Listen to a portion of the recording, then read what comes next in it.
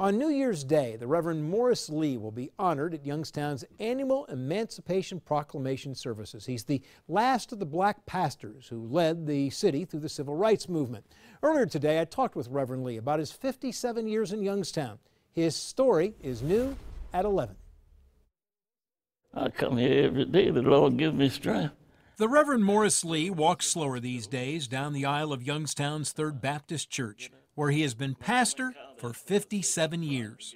It gets cold out in Richmond, but not as cold as it gets here. It was 1960. Youngstown was in its heyday when Morris Lee was asked to leave his native Virginia and come to Youngstown, where he found discrimination.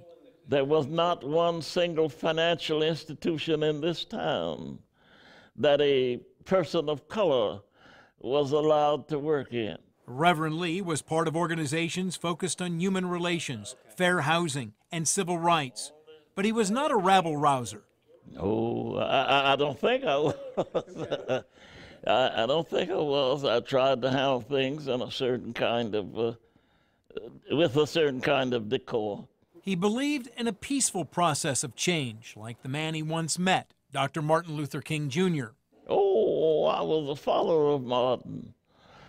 Martin was kind of a mentor of mine. I asked Reverend Lee if it was better than it used to be. I would hope so. However, I have some questions, Mr. Bonnet, about this because in some areas, I think we've gone backwards. For example, the resurgence of hate groups.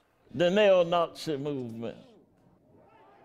And it's becoming louder and louder and louder in a number of places. Some things that I thought we had overcome 50 years ago. The congregation at Third Baptist is half of what it used to be, but with 450 people, is still very much a part of the community.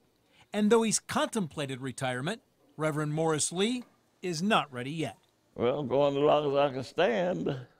You know, I'm going as long as I can kind of make it.